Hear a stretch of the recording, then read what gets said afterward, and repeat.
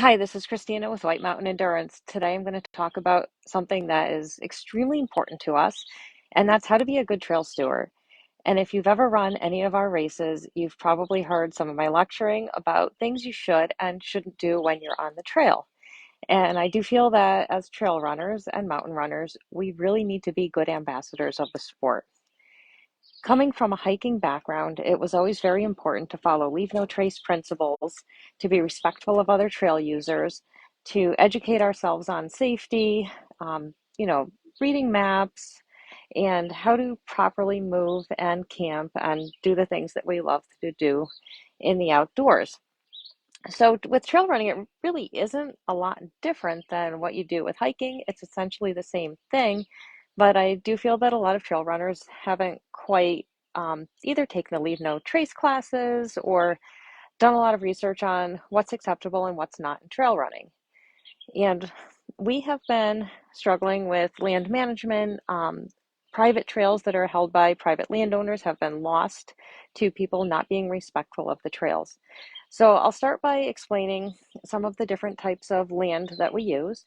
And they are owned by different agencies, private individuals. Some are in conservation, some are in preservation areas.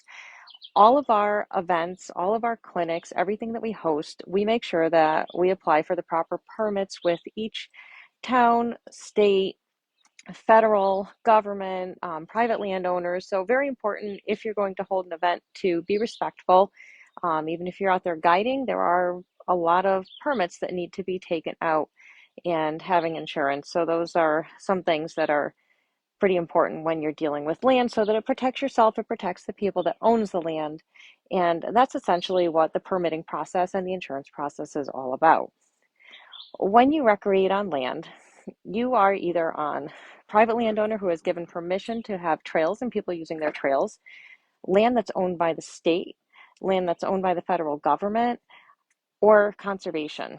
So each parcel of land will typically have different rules regarding camping, fires, dogs, what way you can recreate, whether mountain bikes, dirt bikes, hiking, snowmobiles. Again, some of these are seasonal, but important to do your research before you go out on the trail. When you're out on the trail, you want to also be mindful of the other people out there. And being trail runners, we are moving at a slightly faster pace than a hiker. So mountain bikers have had to really learn over the years the importance of being mindful of other people that are using the trails.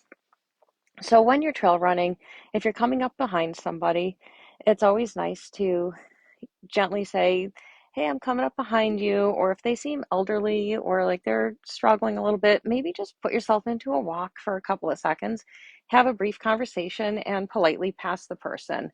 You don't want to be tearing down the trail and screaming, Strava or runner coming through, because it's not really promoting us as good people. And we need to be very considerate about how other people adapt and use the trails. So, how you approach somebody can definitely set a tone for the other trail user and how they feel about you. If you're traveling with a group of friends, make sure that all of you are polite, or you go by and you say, hey, we've got 4 people in our group, may we pass? And presenting it in a way where you're asking permission and politely saying, may we pass, will prevent arguments on the trail and that angry, Facebook post that somebody may post. Other things to be mindful with are dogs and cats. People are recreating with cats now too. And some people are either extremely fearful of animals, don't like animals, or even if your animal is friendly, oftentimes people don't want to be approached. I love dogs.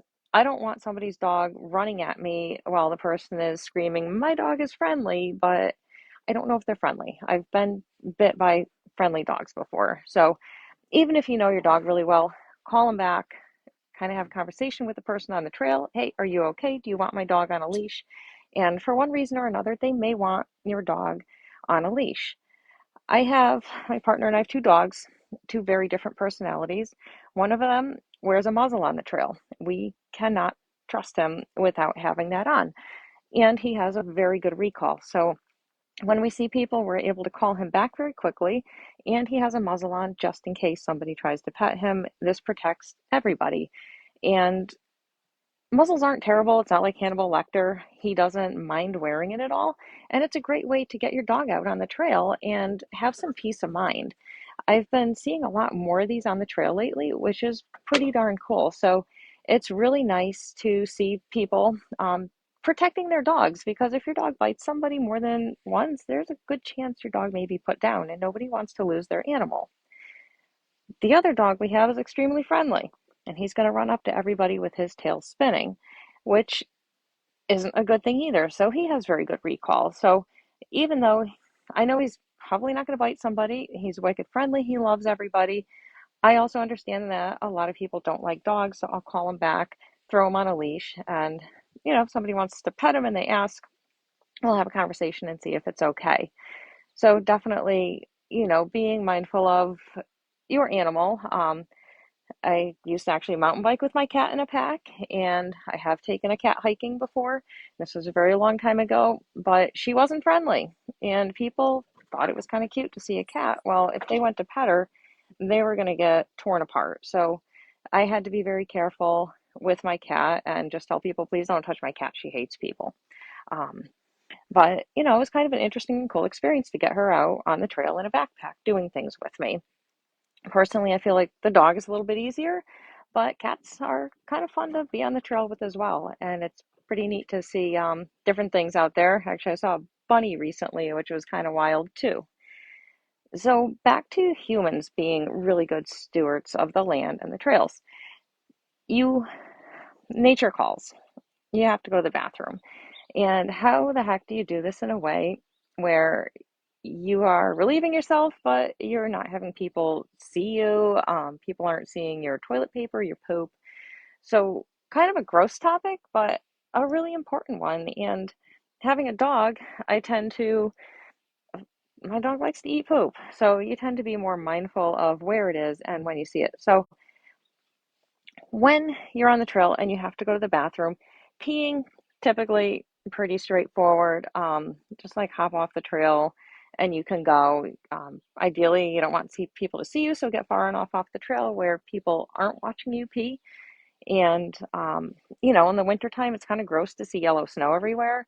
And women, if it's that time of the month, nobody wants to see red snow either.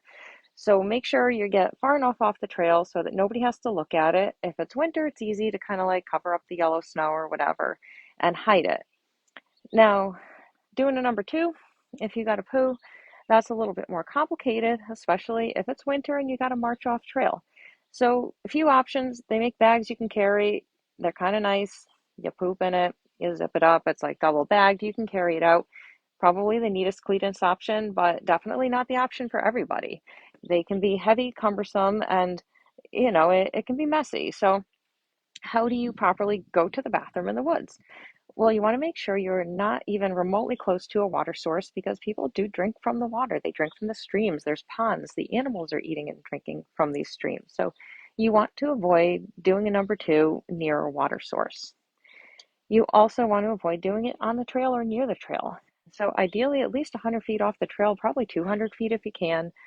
Dig a hole, go to the bathroom in it. Um, Summertime is fabulous. I love the hobble bush. The leaves are awesome for wiping with. Toilet paper, yeah, you can bury it. Ideally, you shouldn't. You should pack it out. Some people say burn it, but with all the forest fires that we've had recently, I probably advise against burning your toilet paper. So either put a little Ziploc, take it out, or find some awesome big leaves in the woods. Where here in New Hampshire, like I said, the hobble bush is hands down my favorite, and you can get creative with sticks and rocks. So you can do a pretty good job without toilet paper. Baby wipes, those things like never biodegrade. So really try to avoid using those. And if you have to use those, you should ideally try to pack those things out in a Ziploc. So when, you know, how do you carry this stuff out? Tuck it in a pack. You probably don't want it anywhere close to your food. So make sure that it's double or triple bag. Ziplocs work well, but like I said, the actual bags that are made for pooping in work really well. And I keep looking back because I have my dogs out here with me and just want to make sure they're not running away. So back to being a good trail steward. When you are out moving on the trail, looking for a place to camp, you don't want to just throw your tent in the middle of the trail. I have seen this more and more recently where people are just setting up camp right in the middle of the trail, and nobody wants to see that. Don't want to be, oh, some trail runners, they don't want to be tripping over your tent, bumping into it, and I'm sure you don't want to be waking up in the middle of the night. So if you're going to do some fast packing, set up off trail, make sure you're in a designated area. Do your research ahead of time. You can look online, you can look at maps, but you should be able to find some places that work for spending the night. And of course, make sure you have all the appropriate gear that you would need for spending the night in the woods. Other things that you need to be considerate about is, being a good trail steward, fires. And a lot of trail runners smoke weed. So if you're out on the trail and it's super dry, you don't want to be lighting cigarettes, smoking marijuana, using flames out in the open. So try to save that for a time and a place where you're not out in the middle of the woods and you're not going to start a forest fire. We have had, I think, 5 pretty significant ones this year in the White Mountains, and not sure of the causes of all of them, but most of the fires in this general vicinity are caused from open flame. So you want to make sure that you're careful and mindful of where and when you start a fire. Being a good trail steward also involves being educated and educating yourself in wilderness first aid. There are endless courses you can take, whether you take the ones that we host alongside Red Line Guiding through solo schools, or if you take one just through solo schools on your own, it doesn't matter. What matters is that you're learning the skills that you need to move safer, to self-rescue, and to potentially help or guide somebody off the trail that might be injured.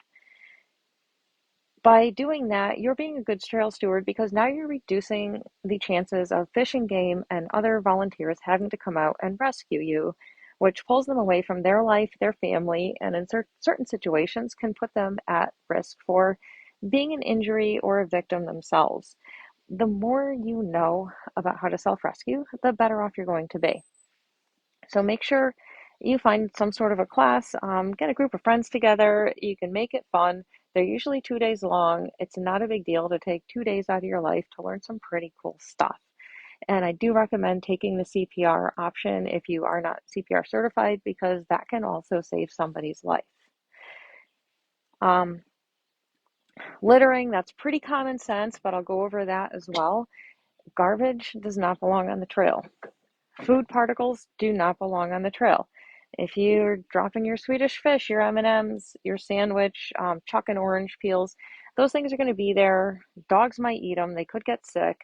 And, going back to the visual aesthetics of a trail, nobody wants to see trash on the trail. Nobody wants to see food on the trail. And with the number of trail users that we have, it's important to reduce the impact that we're showing on the trails. So littering of any form is absolutely, it's unacceptable. So we can all be neat and clean. People aren't out there to run around and pick up after you. And setting a good example for the people around you, especially being trail runners, is pretty awesome. Because the cleaner and the nicer we can keep the trails, the more that the trails will be open. Oftentimes, trails get closed by private landowners because they're upset that there's trash on the trail. People are going to the bathroom on the trail. They're camping where they shouldn't be camping. So it comes back to being respectful as well, and really reading the rules of the different places that you go, because every park and parcel of land will have different rules for you to follow. Staying on the trail. I know it sucks. Getting your feet wet sucks. Knee-deep mud, not that fun, especially if you're doing a long day. Going around these sections, like, not necessarily the best thing for the trail. And yes, I've been guilty sometimes of doing it, but as I learned more about Leave No Trace, the more I've watched trails erode and become destroyed, the less likely I am to try to go around, and the more likely I am to try to do that fun little like real fast run over the mud. So, it's like you're almost trying to run on top of the water. You really want to preserve the trails, and the people that work hard to maintain the trails are trying to do their best. And when you widen the trails and start to, it's called trail braiding, now you're creating a situation where it's really hard to maintain a trail. It's hard to manage drainages and water bars, and also people can get lost. Caps Ridge Trail, if any of you have been on it, it's a perfect example. There's like 5 million different herd paths to the point where I've been on it a bunch of times, and I like sometimes have trouble figuring out where the heck do I go. So stay on the trail, follow the blazes, and make sure that when you're above tree line, you're staying on the trail. And as much as possible, you don't really want to wander too far because there is a lot of fragile plant life that you can go online and read about. And you want to make sure that that plant life is preserved and kept safe. So, one or two footsteps on it can actually kill it. And it was pretty wild reading about it. It can take a bazillion years for these plants to regrow, or you may permanently kill them. So, be mindful when you're above tree line and in the alpine zone so that you can keep all the pretty little alpine plants and flowers living and happy. And lastly, don't go out and like blaze trails without permission. Don't go out and do trail maintenance without permission. Contact whoever owns the trail. Um, this is somewhat of a problem with the Forest Service stuff, but even more so with private landowners and conservation parcels. They get really mad if people go out and don't work on the trails the way they're intended to be maintained. There is a method to their madness, and when we adopted the Liberty Trail, we had to take a course on how do you maintain a trail and how do you, work on a water bar and what is the proper way to trim brush on a trail. And whether it's wilderness or non-wilderness areas, conservation, private land, there are different rules that you need to follow. So join a trail work day. Most of these places have trail work days. Adopt a trail. Take trail work lessons. The Appalachian Mountain Club is offering quite a few really cool courses on how to maintain trails. So that might be something fun for you to do. You can learn how to use an axe, learn how to work on a trail. But again, it comes back to education. And I think once you work on a trail, you really begin to appreciate what goes into it, and you'll be a lot more respectful with the trails that you're moving on. Any questions? All right. Well, I've been rambling on for quite a while.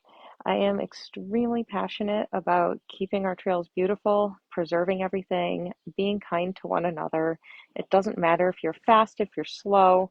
We're all out here using the trails together. And a simple smile and a simple hi, being nice about passing one another, a small conversation with a stranger, just, hey, how's your day going? I hope you have a really fun hike. These things go a long way and definitely make your experience on the trail a lot nicer and makes the experience for other people on the trail a lot nicer. So if you have any questions, feel free to reach out. I'm like got so much to say about this topic and would love to chat with anybody who's interested. I hope you have a fabulous night.